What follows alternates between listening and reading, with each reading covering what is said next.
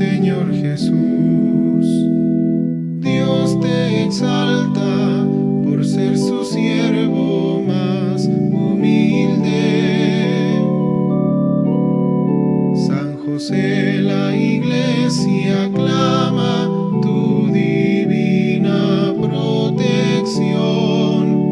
Ven y llévanos a su reino de amor. José, hijo de David, justo y fiel esposo de la Virgen María, Dios te eligió para ser su custodio. Mejores brazos no encontró el Señor. San José, Padre amoroso de mi Señor Jesús, Dios te exalta por ser su siervo más humilde. San José, la Iglesia aclama tu divina protección. Ven y llévanos a su reino de amor. Tu ejemplo fuerte de un gran amor a Dios, paciente y noble, prudente y casto Señor, Dios en ti virtudes derrochó. San José, Padre amoroso de mi Señor Jesús, Dios te exalta por ser su siervo más.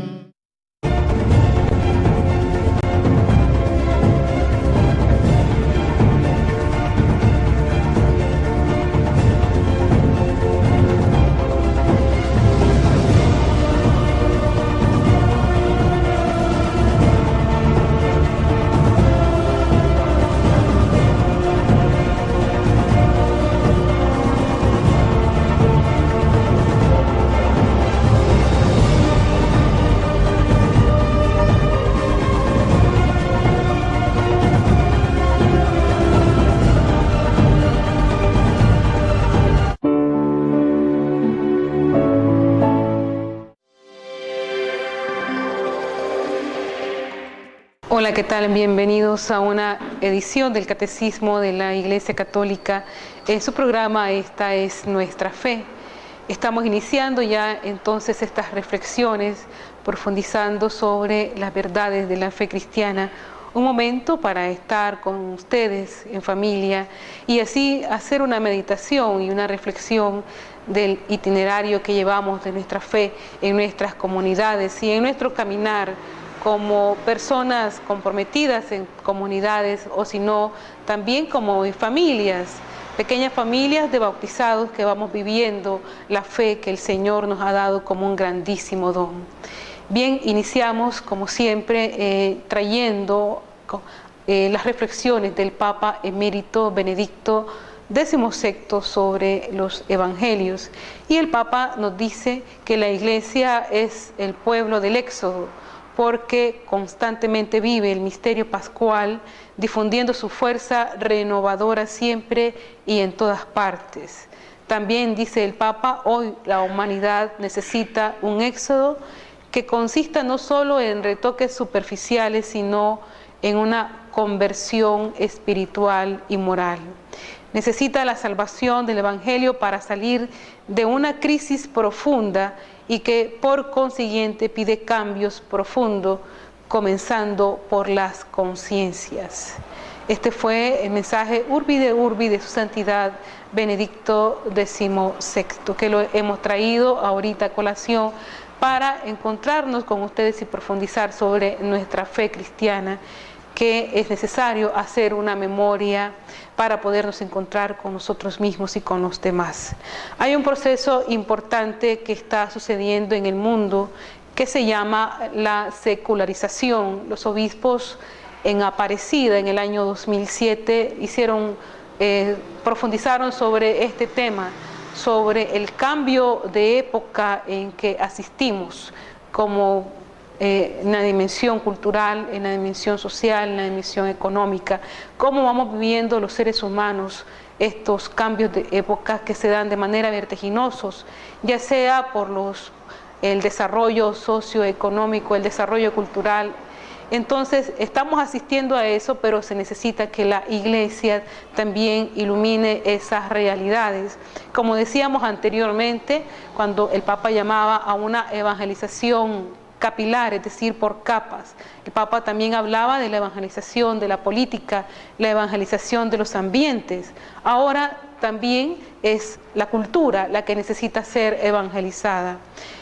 Entonces hay un proceso que se llama secularización, y el Espíritu Santo, que ya sabía que iba a haber este cambio de época, como ha habido en el paso de la Edad Media a la moderna, como fue el hecho del Renacimiento y como ha habido en otras épocas. Estamos viviendo un momento importante en la historia, y por eso hace ya más de 50 años pues hubo un concilio y la Iglesia se preparó para ello. Sin embargo, el tiempo no es lo suficiente y asistimos a esto, el momento como la Iglesia va iluminando estas realidades.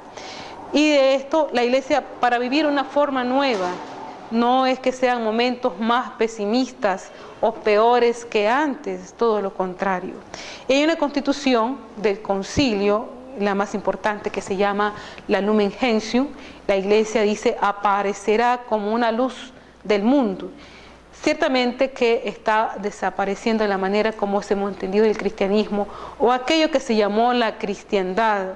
Muchas naciones católicas que nosotros conocíamos, por ejemplo, España, Francia, en estos momentos son países ya secularizados. Y aparece una nueva manera, una nueva forma de vivir la Iglesia. Y la Iglesia tendrá que volver a recurrir a los tiempos primeros. Como decía el Papa en la reflexión anterior, estamos en un tiempo también de éxodo en que la Iglesia necesita hacer una profunda reflexión sobre la realidad que estamos viviendo. Cuando la Iglesia se encontró en medio de un mundo pagano, al inicio del cristianismo, todo el mundo que le rodeaba era precisamente un mundo pagano. Y la Iglesia va a aparecer con pequeñas comunidades cristianas en todo el mundo. Recordemos cómo San Pablo, con su ímpetu misionero, fundó pequeñas comunidades y las iglesias se fueron difundiendo fuera de Jerusalén gracias al celo apostólico de San Pablo. Y era un mundo pagano, ciertamente. Y los apóstoles eran como Pablo y Silas. Iban primero de sinagoga en sinagoga anunciando la buena noticia, como aquí pues hoy tenemos muchos apóstoles, los sacerdotes, los religiosos. También los laicos ejercen una gran labor de evangelización. Y van a tierras donde tal vez no se ha predicado el evangelio. Entonces comienza la evangelización, comienza la semilla del reino a brotar en muchos corazones. Es necesario pues, pero para esto, que el Señor nos envíe operarios a su mies, cristianos auténticos que sepan dar al mundo realmente la belleza y la grandiosidad de lo que ha venido a ser Jesucristo. Y para esto tenemos que pedirle mucho al Señor. Jesucristo ha venido a darnos una nueva vida, la vida eterna dentro de nosotros. Quien tiene vida dentro. Pero esa vida eterna no es una conquista nuestra, de nuestros puños, es un don, es gratis. La fe es un don gratuito, es una virtud sobrenatural. Y dice el Catecismo de la Iglesia Católica, la fe, la esperanza y la caridad. Las tres virtudes teologales son virtudes sobrenaturales. Ninguno se puede dar la fe a sí mismo. La fe viene, de hecho, por la predicación. Por eso es que tan necesaria la urgencia de la evangelización en todos los ambientes. No es solamente el hecho de visitar las casas. También hay que evangelizar los ambientes donde los cristianos estamos presentes, en el trabajo, en la sociedad, en la cultura, en la economía, en las calles, etc. Dios envía apóstoles sin alforja, sin bolsa, sin nada, como los últimos de la tierra, y por todo el mundo, que yo estoy con ustedes. Y estos apóstoles anuncian la buena noticia, la misma que hemos recibido, la misma que ustedes han recibido en su parroquia. Dios conoce también el sufrimiento, no lo podemos negar, la esclavitud, el pecado, nuestro egoísmo, nuestros problemas, lo que nos pasa por dentro. ¿Qué nos pasa por dentro? Pues lo que sabemos, ya el hombre se ha hecho el Dios de sí mismo, y esto es precisamente la fotografía, la pintura del pecado. ¿Cuánta gente pues vive o dirige su vida con su inteligencia, con su cultura, al margen de la voluntad de Dios? El demonio ha invitado al hombre a dejar a Dios de un lado y a ser ese Dios propio, el yo. De forma que el hombre que abandona a Dios vive la vida desde una cosmogonía en que su único mundo es su yo, lo único que le importa es su felicidad, su yo. Y eso se llama el pecado que habita en el hombre y que la Iglesia llama pecado original. Y que todo lo hemos recibido, todo lo hemos vivido de esa manera. Y por esto es que es necesario la evangelización para que podamos reconocer y para que el Evangelio mismo pueda iluminar nuestra realidad interior. De hecho, cada uno de nosotros conocemos esas experiencias negativas que el pecado ha hecho en nuestras vidas, y solo Jesucristo puede iluminar a través de su palabra nuestras conciencias. Dice San Pablo que el hombre que se separa de Dios y se hace Dios de sí mismo, le sucede que una cosa, que vive todo para sí mismo. Por eso dice San Pablo que Cristo murió para todos los hombres. ¿Pero por qué murió? ¿Para qué murió por todos los hombres? Para que los hombres no vivan más para sí mismos.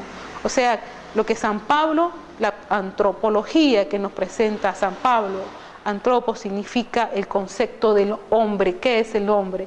Y según la antropología de San Pablo, todos los hombres están como condenados a vivirlo todo para sí mismo, para su propia felicidad.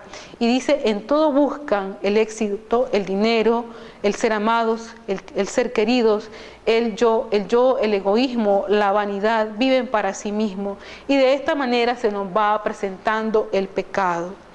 El Papa, en una de sus catequesis que hace de manera matutina en la casa de Santa Marta, habla precisamente que la hipocresía es un pecado contra el espíritu. De hecho, a nosotros se nos viene la necesidad del discernimiento a la luz del Espíritu Santo para que podamos reconocer qué es el pecado. Y nos dice el Papa y nos exhorta. Jesús dice, no entren ustedes si no dejan entrar a los demás. Son especialistas en ética sin bondad, no saben qué es la bondad, pero son especialistas en ética. Se debe hacer esto, se debe hacer aquello, se debe hacer lo otro. Sin embargo, estamos llenos de preceptos y no llegamos al punto central de reconocer nuestros pecados de manera individual y personal. Escuchemos al Papa en esta homilía en la casa de Santa Marta. La hipocresía es un pecado grave. Así lo afirmó el Papa Francisco en la homilía de la misa de la mañana.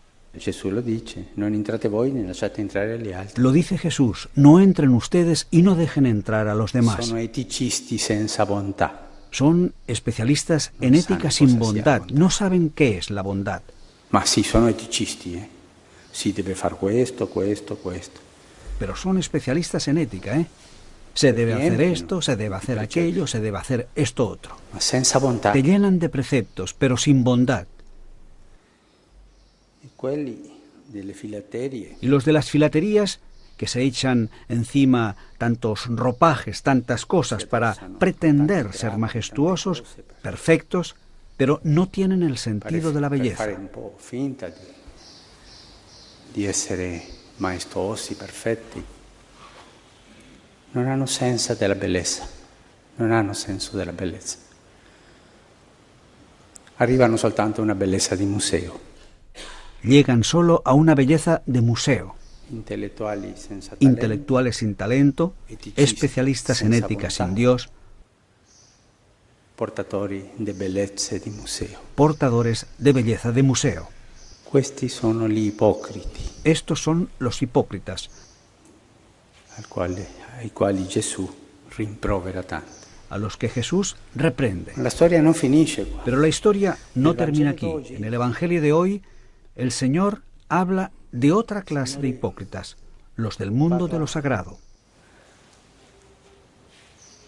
Di un'altra classe di ipocriti, quelli che vanno sul sacro.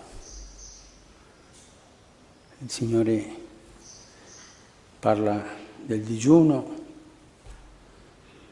della preghiera e della elemosina, i tre pilastri della pietà cristiana, della conversione interiore che la Chiesa ci propone a noi tutti nella Quaresima. El Señor habla del ayuno, de la oración, de la limosna, los tres pilares de la piedad cristiana, de la conversión interior que la Iglesia nos propone durante toda la Cuaresma. Si pavoneggiano di fare digiuno. También aquí dare hay limosina, hipócritas di pregare. que se pavonean en hacer el ayuno, la limosna, en orar. E io penso che quando l'ipocrisia arriva a quel punto della relazione con Dio, noi stiamo abbastanza vicini al peccato contro lo Spirito Santo. Creo que cuando la hipocresía llega a este punto de la relación con Dios, estamos cerca del pecado contra el Espíritu Santo. Questi non sanno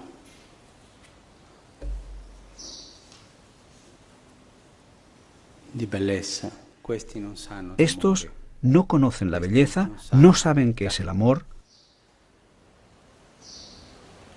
Sono piccoli, vili. son pequeños y cobardes. Tal vez Forse lo que quello dice Pablo en la primera lectura nos ayudará a entender el camino contrario. Él nos habla de amplitud de miras, de alegría. capire la strada contraria. Lui ci parla di larghezza, di gioia. Tutti noi abbiamo la tentazione dell'ipocrisia, tutti i cristiani.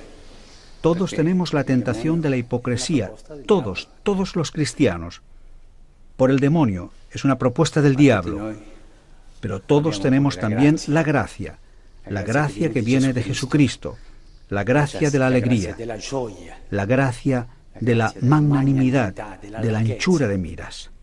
El hipócrita no sabe qué es la alegría, ni la anchura de miras, ni la magnanimidad. Non sa cosa sia magnanimità. Bien, esto parece una cosa normalísima, vivir en el pecado, vivir según el ambiente o la manera en que estamos aprendiendo a relacionarnos con los demás, sin dejarnos performar por el Evangelio, sin dejarnos transformar, sin dejar que el Evangelio haga en nosotros esa transformación, esa conversión que es tan necesaria. No solamente una conversión de actitudes, sino también una conversión de conciencia. Es esto que San Pablo llama esclavitud, es no vivir en la verdad. El hombre ha sido creado para amar, para darse. Dios es amor y eso lo sabe el ser humano.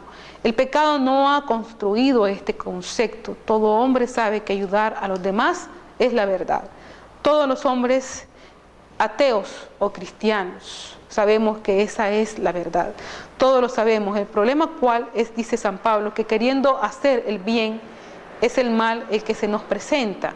Me encuentro que soy un egoísta, que todo lo hago por vanidad, lo hago por dinero, lo hago por ambición, lo envidio, lo murmuro, lo juzgo. ¿Qué me sucede? ¿Por qué? ¿Qué me sucede? Dice San Pablo, ¿quién me librará de este cuerpo que constantemente me obliga a hacer cosas de la cual no quiero hacer?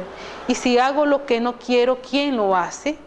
Dice la Escritura, el pecado que habita en ti, este pecado que hemos heredado de querer ser nosotros dioses de nosotros mismos, en la cual no hay cabida para nada ni para nadie. El pecado que habita en nosotros, dice la Escritura, nos obliga a ofrecernos a nosotros mismos todas las cosas. Así, de esta manera, el pecado va creando consecuencias nefastas en nuestras vidas, porque todo va rigiendo en función mía. Pero dice, ¿cómo podemos tener éxito si de esta manera vivimos como islas a expensas de los demás? Y no podemos amar, nos volvemos egoístas. Tenemos la muerte dentro, dice San Pablo. Pero ¿qué muerte? El demonio le dice a Adán, es una forma de explicar un concepto de lo que le pasa al hombre. El hombre que se separa de Dios, el demonio le dice al hombre, pero ¿por qué tienes tú que obedecer? Esta es la tentación, esta es la pregunta, esta es la duda en la cual el demonio le presenta al ser humano. Dios ha dicho que no comas de ese árbol, pero ¿quién ha dicho que eso es la verdad? Porque no vas a comer de ese árbol. No es lo que dice, ¿cómo moriré? Y le dice el demonio, ¿qué vas a morir, hombre? Es que Dios sabe que el día que comas, que el día que tú hagas la experiencia propia, que experimente por ti mismo el pecado, o sea, que experimentes tú mismo, serás como Él, lo engaña, lo seduce, lo tienta. Conocerás el bien y el mal y no tendrás necesidad de que nadie te enseñe nada. Tú serás Dios de ti mismo. Esto viene del hombre invitado a ser el Dios de uno mismo. Y estas son las consecuencias que vamos trayendo en nuestra vida, no solamente personal, también nuestra vida comunitaria, en nuestras familias. Y esta es la tentación mayor, saber que podemos ser como dioses, que podemos hacer lo que nosotros queremos hacer. Y el Papa nos sigue explicando en sus catequesis. La vida de los hombres, dice, está fijada sobre 3 columnas. El pasado, el presente y el futuro, pero no raramente las personas quedan atrapadas en el pasado y sofocadas por las preocupaciones del presente, por el deseo, dice, de acumular riquezas, olvidándose de ser hijos de Dios. Esta fue una de las reflexiones en las Eucaristías que él celebra de manera matutina en la casa de Santa Marta. Y nos invita, pues, el Papa Francisco a hacer una memoria constante y recurrente sobre cuál es nuestra mayor preocupación para tener siempre la mirada fija en Dios. La vida de los hombres está fijada sobre 3 columnas, pasado, presente y futuro. Pero no raramente las personas quedan atrapadas en el pasado y sofocadas por las preocupaciones del presente, por el deseo de acumular riquezas, olvidándose de ser hijos de Dios. Fue la reflexión que ofreció esta mañana el Papa Francisco, celebrando la Santa Misa en la capilla de la Casa de Santa Marta. Las riquezas y las preocupaciones del mundo, explicó, sofocan la palabra de Dios y no la dejan crecer, nos quitan tiempo. Así, prosiguió el pontífice, olvidamos que la columna del pasado es aquella de la elección del Señor, aquella del futuro es el camino hacia la promesa de Dios y aquella presente es nuestra respuesta a este Padre tan bueno. Con el bautismo, agregó Francisco, somos elegidos en amor. Jamás olvidemos que el Señor es fiel y no nos desilusiona. Dimenticare il passato, non accettare il presente, sfigurare il futuro. Questo è quello che fanno le ricchezze e le preoccupazioni. Il Signore ci dice, ma tranquilli, cercate il regno di Dio e la sua giustizia. Tutto l'altro vendrá. Olvidar el pasado, no aceptar el presente, desfigurar el futuro. Esto es lo que hacen las riquezas y las preocupaciones. El Señor nos dice, pero tranquilos, busquen el reino de Dios y su justicia, todo lo demás se les dará por añadidura.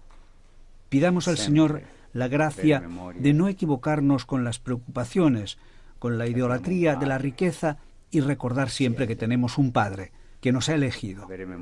Tener memoria que este Padre nos promete una cosa buena, que es caminar hacia aquella promesa y tener el valor de tomar el presente como viene. Y avere il coraggio di prendere il presente come viene. Bien, hay un problema, como sabemos, que el hombre, aunque no lo conceptualicemos de otra manera, pero es la realidad, que si de verdad nos separamos de Dios y decimos que Dios no existe, el demonio nos dice que Dios es malo, es un monstruo, y me limita con las tablas de la ley, con los mandamientos, no hagas, no toques aquello, ¿qué es esto? ¿Qué significa esto? Y de hecho, los grandes filósofos que de pensamiento ateo nos han separado de Dios y nos dicen rompan las tablas, es todo lo que es nada, sin Dios. ¿Cuánta gente se les ha invitado a romper las tablas, es decir, a desobedecer a Dios, como diciendo, hazte libre de dioses y de religiones, rompe las tablas? Pero si Dios no existe, ¿qué sucede? ¿Qué podrá pasar en una sociedad donde no existe Dios? ¿Qué podrá pasar en una familia donde Dios no existe? O en una comunidad, en un barrio, en un país. Las raíces más profundas del ser persona, lo que a mí me da la identidad como persona, quedarán muertas, quedarán truncadas. Dios me ha creado.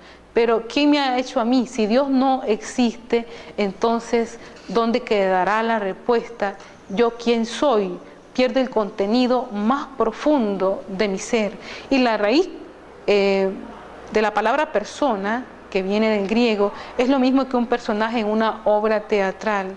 Un personaje en una obra teatral le dice, tú haz de príncipe, tú haz de princesa, tú haz de guerrero. Alguno te da un rol en la obra del teatro, pero si te han dicho que no hay obra teatral y no hay ningún Dios que te ha creado, tú no tienes ninguna misión.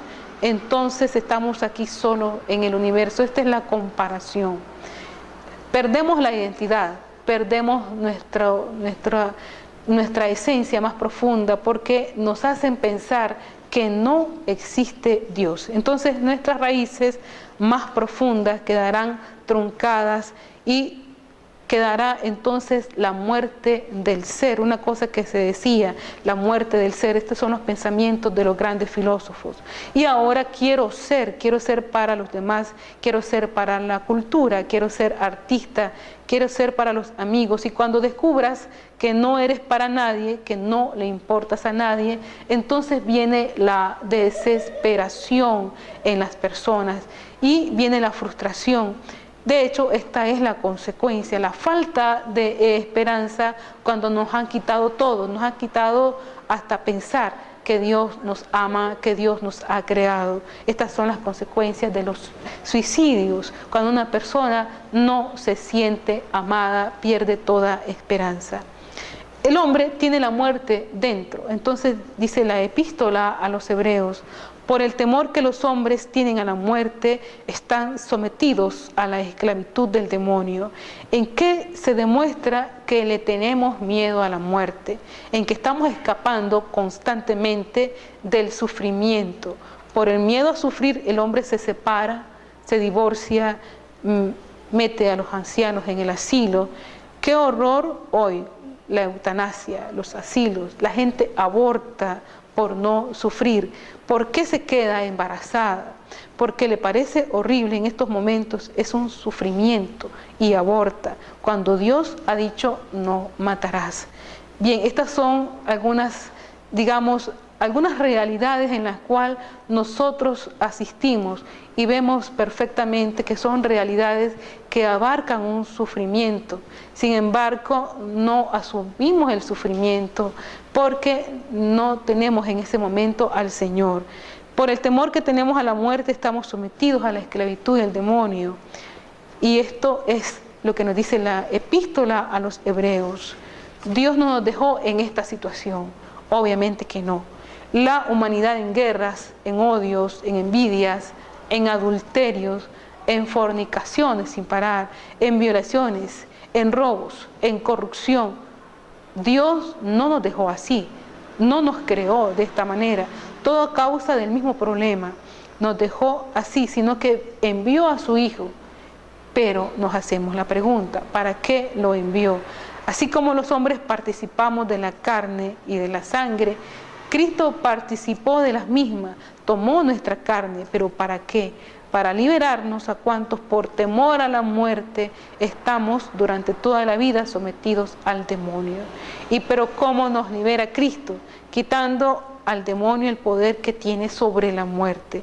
Y la epístola a los Hebreos dice que el demonio es el señor de la muerte y domina sobre todo en los cementerios donde están los muertos. El Señor es un Dios de vivos. Pero ¿cómo quita Cristo el poder que tiene sobre la muerte? Venciendo la misma muerte en la cruz. Cristo ha resucitado. Esta es nuestra verdad. Y la iglesia lo grita, aleluya. De esta manera respondemos, verdaderamente ha resucitado. Nosotros también podemos decir en nuestras familias o de manera personal, verdaderamente ha resucitado cuando encontramos al Señor y hemos iniciado un itinerario de conversión. Un cordial saludo. Apenas terminada la fiesta entrañable de la Epifanía, la Iglesia nos invita a celebrar este domingo la del bautismo del Señor. Con esta celebración nos exhorta a profundizar en nuestra fe bautismal, particularmente en la lealtad a Cristo y en la necesidad de hacer su voluntad, rechazando las tentaciones en sentido contrario. La mayoría de nosotros éramos tan pequeños cuando recibimos este primer sacramento que no podemos recordar nada, excepto lo que nuestros padres y padrinos nos han contado. Fueron ellos quienes en nuestro nombre tomaron la decisión, conscientes de que nos hacían un bien, de la misma manera que tomaron muchas decisiones con respecto a nuestra salud, a nuestros juegos y a nuestros estudios. No con todos ha sido lo mismo. San Agustín fue bautizado cuando tenía 33 años y era ya un orador famoso en Milán. Un año antes se había convertido, gracias a la insistencia orante de su madre Santa Mónica y a las lecturas que iluminaron aquella inteligencia privilegiada a la que aún hoy los teólogos se refieren con frecuencia. Fue bautizado y empezó para él una nueva vida, como le sucedió a San Pablo, bautizado en Damasco, cuando paradójicamente había llegado a esta ciudad en persecución de los cristianos. Ya he comentado que no es nuestro caso en la mayoría de ocasiones, aunque también hoy hay bautizos de adultos, y yo mismo he tenido el gozo de administrar algunos. La mayoría hemos heredado la fe de nuestros padres. Esto no significa que la vivamos de modo rutinario. Quizá en épocas pasadas pudo producirse esta situación. Actualmente un cristiano se plantea forzosamente interrogantes, compara sus creencias con las de otros o con las de quienes las niegan todas. Está sometido a las modas intelectuales y a condicionamientos ideológicos ambientales. Nadie es cristiano de verdad por inercia. Cuando llega el momento de recibir otro sacramento, el de la confirmación, se plantea con toda claridad a los adolescentes el dilema de ser un cristiano practicante o acudir a la ceremonia como si fuera un trámite que no tendrá continuidad. Para ser cristianos hoy hay que ser revolucionarios, ir a contracorriente, en una palabra, ser consecuentes. ¿Qué pueden hacer los padres cristianos cuando piensan que es inútil o incluso contraproducente hablar a sus hijos de la práctica cristiana? Primero, lo que hizo Santa Mónica, rezar mucho, con fe y con serenidad. Segundo, darles ejemplo y hacerles alguna observación, siempre amable, cuando sea oportuno, invitándoles a contemplar la belleza de la fe. Adiós y hasta el próximo día. Decimos que Cristo ha resucitado, un hombre ha vencido la muerte. A mí, ¿qué me importa? Podemos decir que Cristo haya resucitado. ¿Cómo me llega a mí esta victoria de Cristo sobre la muerte? Y nos podemos hacer la pregunta, ¿cómo me puede llegar a mí? Porque el problema lo tengo yo con mi egoísmo, con mis fornicaciones, con mi pecado, con mi deseo de tener dinero, con mis ambiciones, con mis vanidades, con mi soberbia, etcétera, con mis infidelidades, si estuviese casado o casada. Pues Cristo me tiene que quitar la muerte que tengo dentro, ese mi ser persona que está destruido precisamente porque me han dicho que Dios no existe, que no hay Dios. Ahí donde yo estoy destruido dentro, Cristo tendría que construirme. Pero ¿cómo me construye? Por la predicación. Qué bonito es que pudiésemos entender esto a través de una palabra, a través de un consejo. La palabra de Dios es la que puede llenar nuestras vidas. Y por la predicación de esta misma palabra, el Señor me construye mi vida. Y decirle a todos los hombres que yo he muerto por ellos, que he resucitado por ellos, que he subido al cielo por ellos, que intercedo por ellos, y que si creen en este amor que les tengo desde el cielo, les enviaré el Espíritu Santo. Pero, ¿qué es el envío del Espíritu Santo? ¿Qué es el Espíritu Santo? Dice San Pablo que el Espíritu Santo da testimonio a nuestro espíritu. O sea, que tú invitas a un amigo tuyo que ya dejó la iglesia y tal a una catequesis, a escuchar una predicación. Y mientras está hablando el catequista o el predicador, está hablando Cristo mismo. Que pudiésemos invitar a muchas personas a ir a la Eucaristía. Alguna palabra llega al corazón para empezar a construir esa vida por dentro. Y mientras va escuchando la persona, el Espíritu Santo va actuando. Escucha al predicador, escucha al sacerdote, escucha al religioso, etc. Y es donde el Espíritu Santo va actuando por dentro. No son las personas, es el Espíritu quien actúa mientras da la oportunidad a la persona de abrirse a esa acción del Espíritu Santo. Puede ser el predicador más humilde, puede ser una persona sencilla que evangeliza, y puede ser que esa palabra llegue al corazón. No es la razón la que en este momento es la que entra, digamos, en esa operatividad de vida, sino que es precisamente la docilidad del Espíritu y del corazón que le abre campo a la acción del Espíritu Santo. La fe, por eso, es un misterio grandísimo. La fe, dice San Pablo, no es de todos. No es algo que se razona, no es una mentalización, no es un concepto que uno se lo arma o de palabras rebuscadas, no, es una experiencia de vida.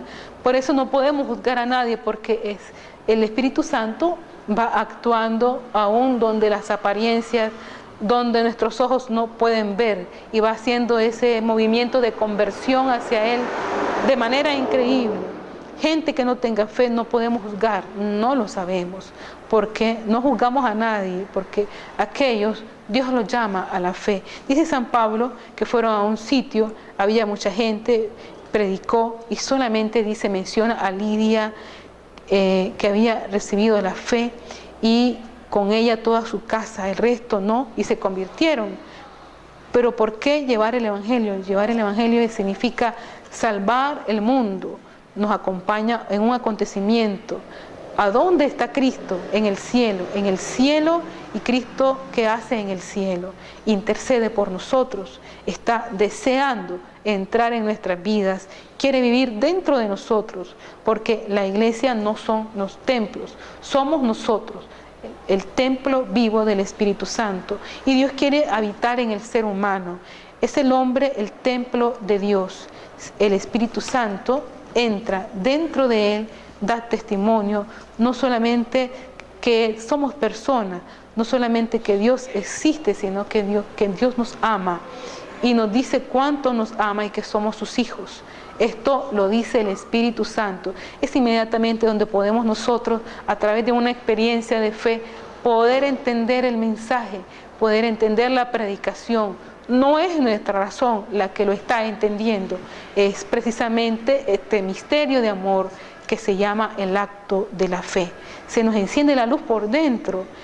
Somos inmediatamente personas porque es el Espíritu Santo que está actuando en nosotros y está aconteciendo precisamente ese vencer el pecado, la ruptura que hemos hecho con el pecado.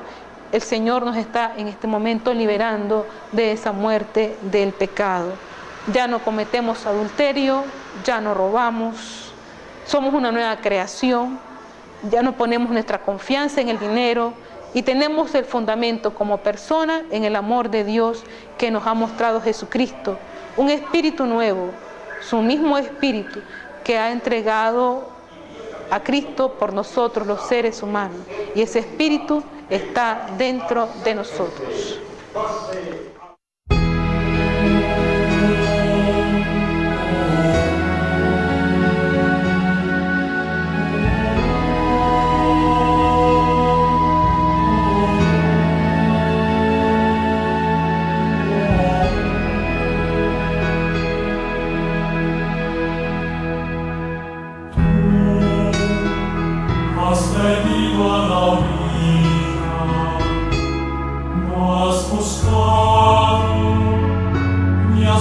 labios me ricos, tan solo quieres que yo te siga. Señor, me has mirado a los ojos, sonriendo, has dicho mi nombre. En la arena he dejado mi barca, junto a ti buscaré otro mar.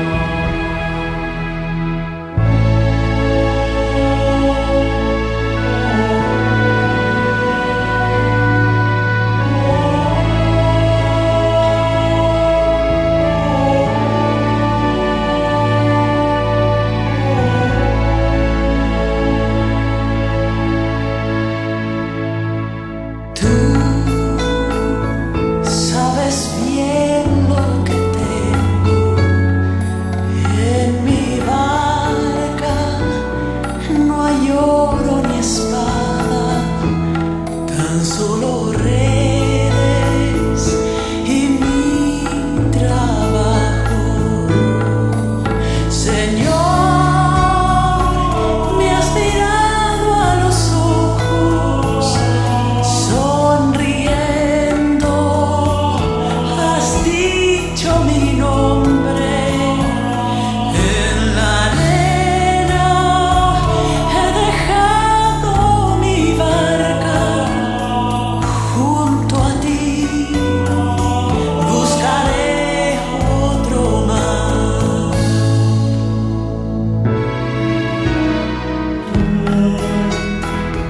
Necesitas mis manos, mi cansancio, que a otros descansan, amor que quiero seguir amando.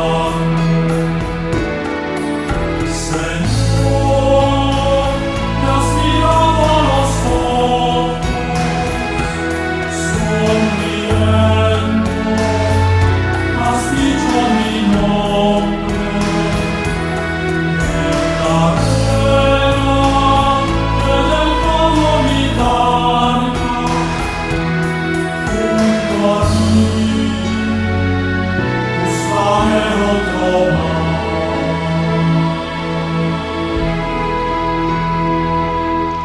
Bien, en este amor es el que nos van a conocer los demás, en esta nueva cultura donde nosotros estemos, nos van a conocer, este es el espíritu que se nos ha dado, pero realmente hemos recibido este espíritu. Quien lo haya recibido hay que demostrarlo. ¿Y qué es la fe? Pues eso, el Espíritu Santo que se nos ha entregado, que se nos entrega totalmente, sino que engendra una nueva creación poco a poco. La fe hay que demostrarla, hay que dar testimonio, porque es el Espíritu quien está actuando. Un proceso, una gestación nueva, un hombre nuevo. Ya no importa lo viejo, ya no estamos llamados a matar, a robar, a ser ambiciosos, a ser vanidosos, a ser soberbios. Ahora somos una nueva creación en Cristo, y además porque Cristo ha resucitado de la muerte, nos hace participar de esta victoria sobre la muerte. Los cristianos no morimos. Cristo nos da a participar de su victoria sobre la muerte. Y esto lo anuncia la Iglesia al mundo, la victoria sobre la muerte. No la muerte simplemente física, no, los cristianos estamos resucitados con Cristo, y morir es mejor que vivir, porque morir es ir con Cristo, morir cada día al pecado en el cual hemos sido sometidos y en el cual hemos sido esclavos. Dice la Escritura: no sé qué deseo más, vivir para ayudaros, o morir, que es mucho mejor, lo mejor para irme con Cristo. Esto es el ABC del cristiano, así de simple. Por eso la obra de la evangelización es una obra de regeneración social, de transformación. No es simplemente de corte sentimental, sino que esto implica necesariamente transformar realidades nuevas, individuales, colectivas, sociales. Qué maravilloso sería que la evangelización llegara a todos los ambientes, a los políticos, a los empresarios, a los profesionales, a los comerciantes, a los obreros, a los jóvenes. De esa manera la sociedad entera se estaría transformando. Ya no habría que echarle la culpa a nadie de los males que pasan en la sociedad. Se acabarían las discordias, los odios, el mal testimonio, la falta de coherencia entre fe y vida. Y la familia cristiana, tenemos que recordar, tiene tres altares. El primer altar es la Eucaristía, donde Cristo ofrece su vida por nosotros para alimentar nuestra vida cristiana. El segundo altar es el tálamo nupcial, donde se le enseña a los hermanos lo que es la verdadera sexualidad cristiana, de hecho, que es un sacramento. Y el tercer altar es donde se come. Qué maravilloso, porque también ahí, en ese momento, en ese espacio, reunida la familia, en torno a ese altar que es la mesa misma, puede el padre de familia, la mamá, los responsables, los tutores, empezar una evangelización con los hijos, con los jóvenes, donde Dios nos da de comer y tiene que reunirse la familia, pero además la familia vive en una comunidad de fe, cristianos que tenemos que sufrir para poder amar. De nuevo aparecerá la luz del mundo. Hay que regenerar socialmente la sociedad. Y eso no se logra a través de palabra, con el testimonio y el anuncio del Evangelio. En Hechos 16, 20, 21, la misma sociedad atacaba a los predicadores, Pablo. Les decían perturbadores. Esta fue la acusación con la cual los habitantes de Filipos enviaron a Pablo y a Silas a la cárcel. La proclamación del Evangelio en el mundo pagano, en el Imperio Romano, en el primer siglo, fue vista por los habitantes de ese mundo como un elemento perturbador. Los acusaron, los mandaron a la cárcel, alborotador, trastornador, causante de problemas. El Evangelio transforma y confronta la vida de las personas y la realidad de las culturas, no nos deja tranquilos. De manera que los apóstoles fueron perturbadores porque buscaban cambiar a los individuos, a las culturas.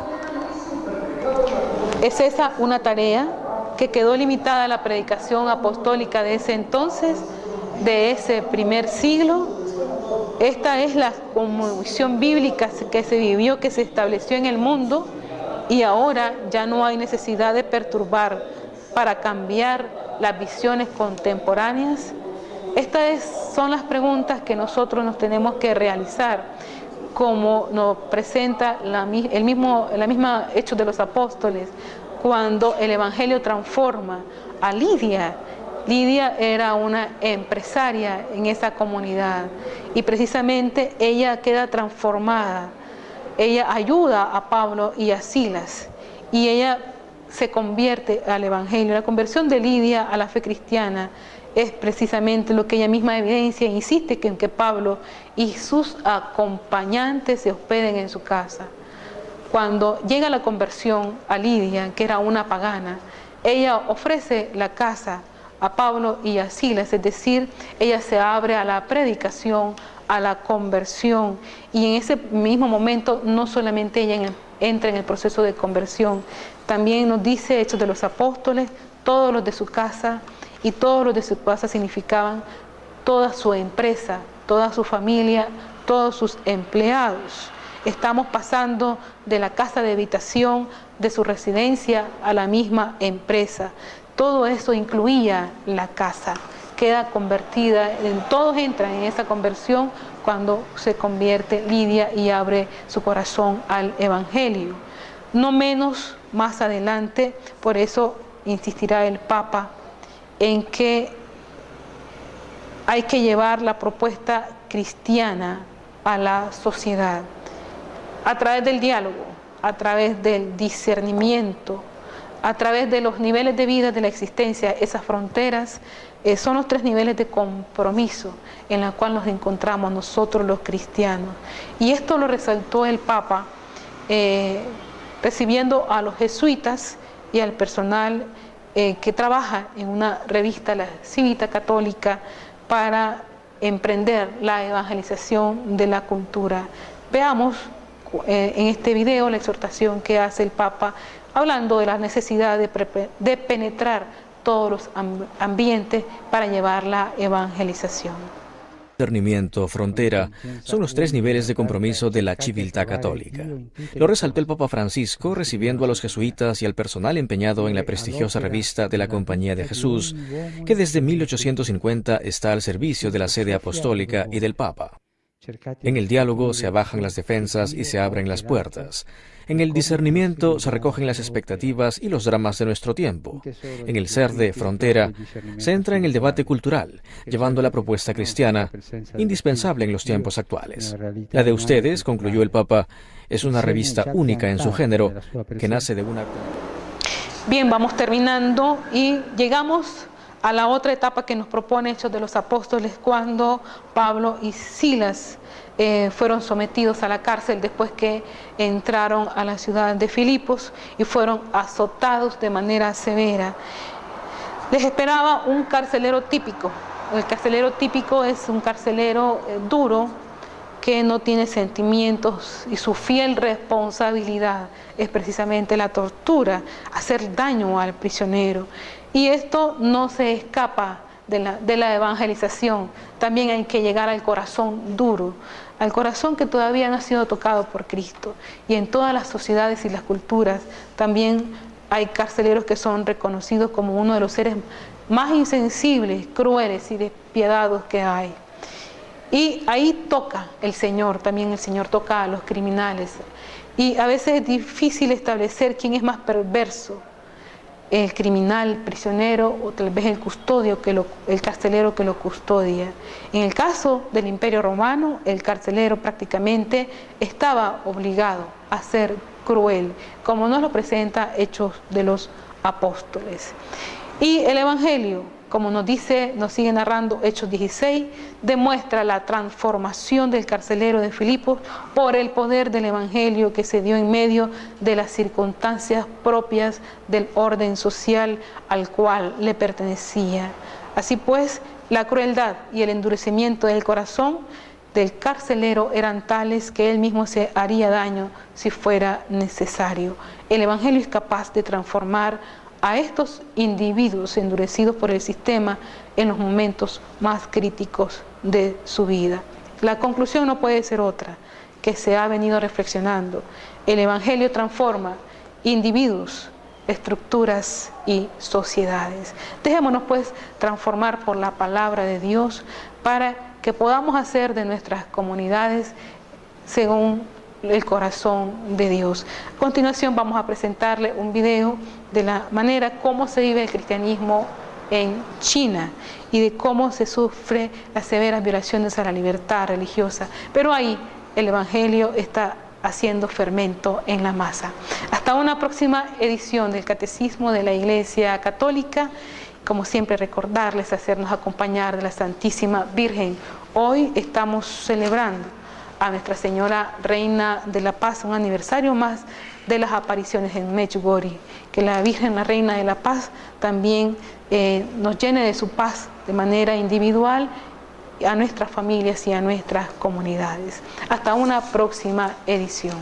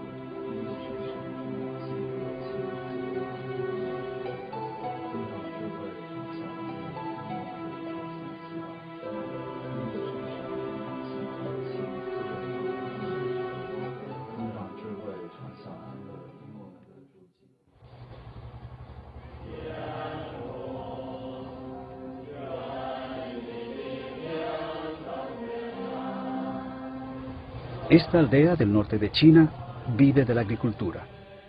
Sus habitantes son pobres.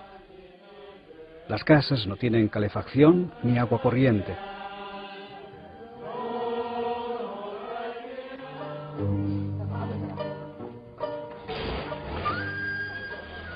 Pedro pasa la vida viajando de una aldea a otra. No tiene casa propia y todas sus pertenencias caben en una bolsa. Y en cada aldea que visita, una familia le acoge en su casa. Todos los días celebro misa, confieso y visito a los enfermos. En cada pueblo paso 1 o 2 noches y los domingos celebro 3 o 4 misas en varios sitios distintos para que muchas personas puedan venir. El padre Pedro es sacerdote católico desde hace 12 años. 4 los ha pasado en esta parroquia. La gente espera su visita con ilusión. Es uno más de la familia. Pero lo que hace es ilegal. Es un sacerdote de la iglesia clandestina. Estamos perseguidos. Todavía queda mucho para que en China gocemos de libertad religiosa, pero tenemos confianza, porque Jesús dijo, no tengáis miedo. Incluso la iglesia en Roma sufrió 3 siglos de persecución, pero al final consiguió la libertad. Hasta ahora el gobierno chino tolera la religión solo bajo el estricto control de las llamadas asociaciones patrióticas, cuyo objetivo es asegurar que las creencias religiosas no se opongan a las directrices del partido. En China hay 3 iglesias. Una depende completamente de la Asociación Patriótica, otra del Papa y de la Asociación Patriótica, y la tercera es fiel exclusivamente al Papa. Es cuestión de fidelidad y no solo para los sacerdotes. Me bautizaron en la iglesia patriótica. Solo después vi que había 2 iglesias, la patriótica y la clandestina. Pedí a Dios que me hiciera comprender cuál era la verdadera. Los cristianos que no están dispuestos a sacrificar sus creencias a las consignas del gobierno pasan a la clandestinidad. En cualquier momento les pueden arrestar. Celebran la misa en secreto y las improvisadas iglesias pueden ser destruidas por las autoridades locales de un día para otro. En la China comunista, ser cristiano ha sido siempre difícil. Me bautizaron de pequeña. Durante la Revolución Cultural se perseguía a los católicos. Me maltrataron y abandoné la fe. En esos años dejé de practicar, pero aunque no haya sido siempre fiel, siempre he creído en la existencia de Dios. Para que un sacerdote pueda atender a 33 aldeas, es necesario que todos colaboren. Leo la Biblia con la gente y les hablo del cristianismo. Visito a los ancianos y a los enfermos. En verano doy clases de catecismo a los jóvenes para que entiendan las enseñanzas de la Iglesia. En aldeas como estas, la mayoría no sabe nada del cristianismo, pero ven cómo los católicos cuidan a los enfermos y así comprenden que Dios nos ama. Trabajo en el campo. Ni siquiera he terminado la escuela primaria, pero sé tocar el órgano y a pesar de que no lo hago muy bien, acompaño los cantos de la misa y doy gracias a Dios por este don.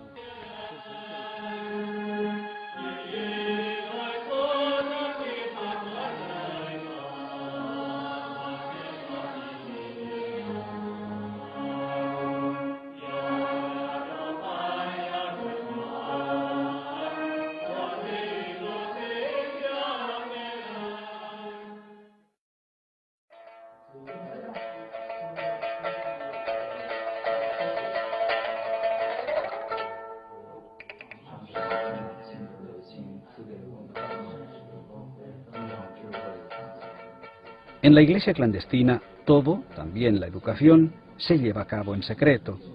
Como tantos miles de estudiantes, estos jóvenes van a la universidad, pero sus compañeros no saben que llevan una doble vida. Pertenecen a un seminario clandestino, donde se preparan para ser sacerdotes. Antes de ir a la universidad teníamos muchas ganas de evangelizar a los estudiantes, pero luego pensamos que si queríamos continuar en la universidad había que tener cuidado para evitar que nos descubrieran. Nuestro objetivo principal ahora es estudiar, Una vez que hayamos terminado, podremos evangelizar libremente. Para evitar sospechas, los estudiantes se dividen en pequeños grupos y se trasladan temporalmente a apartamentos puestos a su disposición por familias católicas. Esta casa es lujosa comparada con el seminario. Sin embargo, el horario es tan riguroso como siempre. El día empieza a las 4 de la mañana, hay que cocinar y limpiar, lo mismo que rezar y estudiar. La mejor habitación de la casa se ha dedicado a la capilla. Irreconocible para una mirada poco experta, una caja de licor decorada contiene el pan eucarístico. A veces hemos sido descubiertos y hemos tenido que trasladarnos. Hemos pasado por diversos sitios. Cuando yo era seminarista, cambiamos de casa 3 veces. Siempre lo hacíamos en secreto, en mitad de la noche. De vez en cuando, algunos seminaristas de la Iglesia Patriótica desean unirse a nosotros. Hemos de ser precavidos, porque podrían ser espías. El rector conoce la prisión desde dentro, pero lo que más le preocupa no es ir a la cárcel, sino la calidad de la enseñanza teológica que puede impartir. Nuestro mayor problema es que carecemos de profesores. El rector de cada seminario enseña un poco de todo, pero al final no conseguimos enseñar bien las materias. Otra dificultad es la falta de buenos libros para estudiar.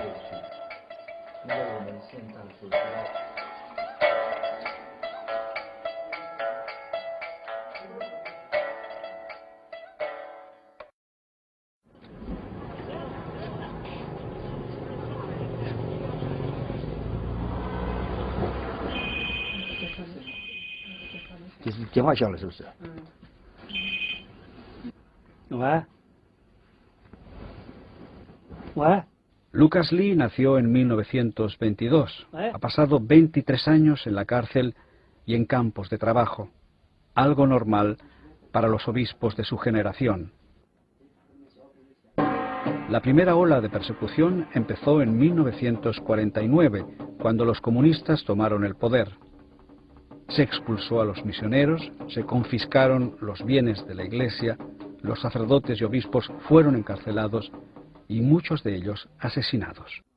La primera vez que Lucas Lee fue encarcelado ya sabía lo que le esperaba.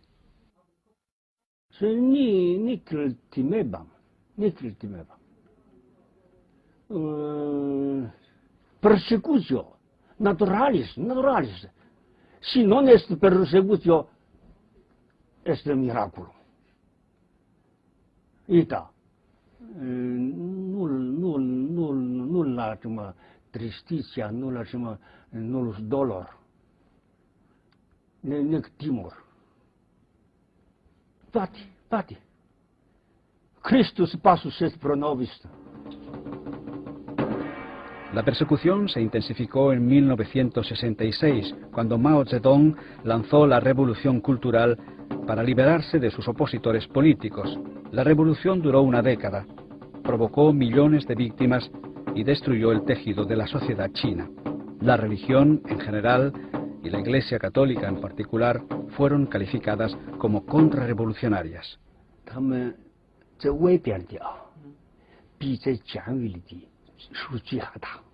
Las iglesias fueron destruidas, los seminarios cerrados y el clero fue encarcelado o condenado a muerte.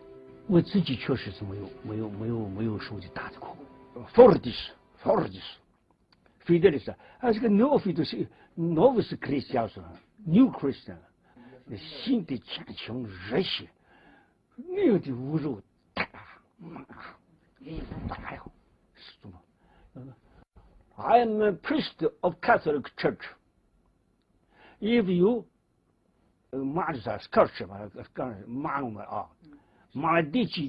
me persona neglect.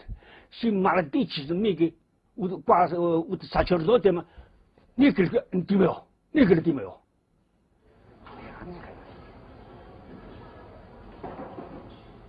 Las reformas liberalizadoras de Deng Xiaoping en 1978 permitieron la vuelta de la religión a la vida pública en China. Pero esa libertad limitada tenía un precio.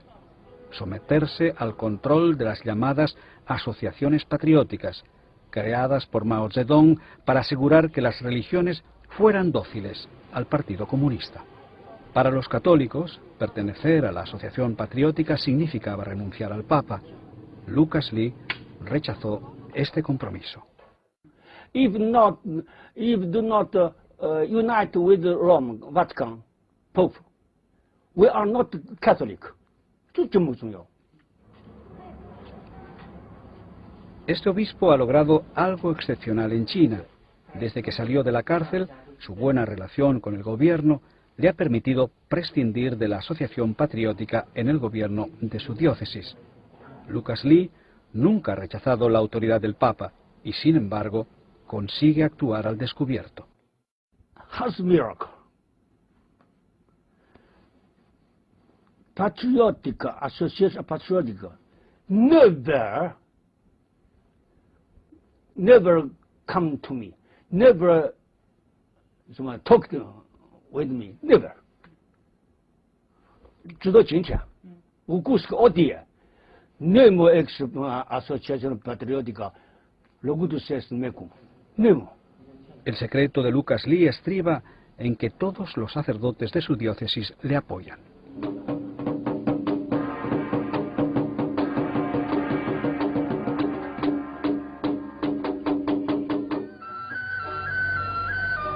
En la diócesis de Lucas Lee, los católicos fieles a Roma no están obligados a la clandestinidad.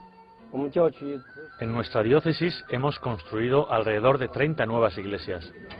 Ha sido posible porque, con la apertura de China, nos han devuelto muchos de los bienes de la iglesia. Aquí el gobierno local es tolerante. Por eso hemos podido hacerlo.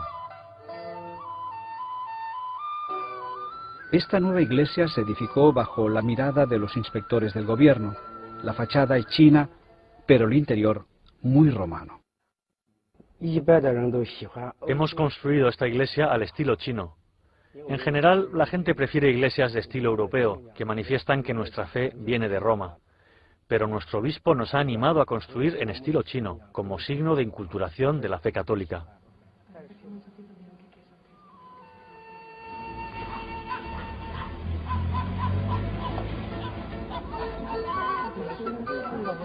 En la aldea de Yangzhongtou, a 1200 kilómetros de Pekín, dos hombres han colmado la brecha ideológica entre la religión y el ateísmo comunista. El párroco católico y el secretario del Partido Comunista aunaron sus esfuerzos para construir una escuela para los niños del pueblo. Si hemos podido construir esta escuela, ha sido gracias al párroco y a la ayuda de una fundación alemana. La Iglesia Católica mantiene sus promesas. Colaboraron en la construcción desde el principio hasta el final. Al inicio, el gobierno era muy crítico, pero después de haber hablado con varios funcionarios, nos dejaron proseguir.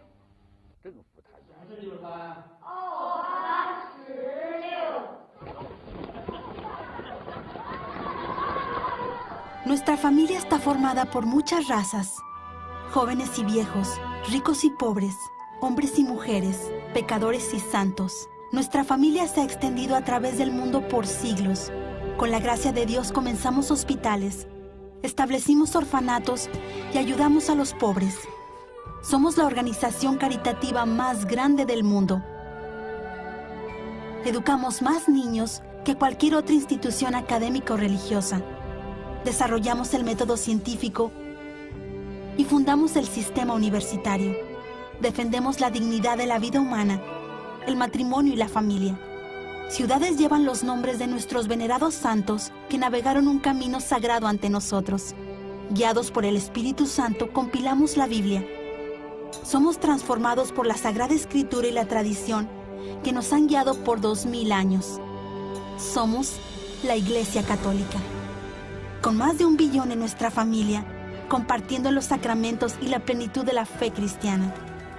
Por siglos hemos rezado por ti y por el mundo, cada vez que celebramos la Santa Misa. Jesús mismo sentó las bases de nuestra fe cuando le dijo a Pedro: tú eres Pedro y sobre esta roca edificaré mi iglesia. Los padres de Pedro han guiado a la Iglesia Católica con amor y verdad.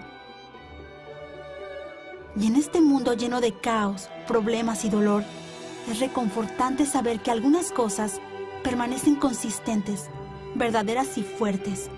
Nuestra fe católica y el amor eterno que Dios tiene por toda la creación.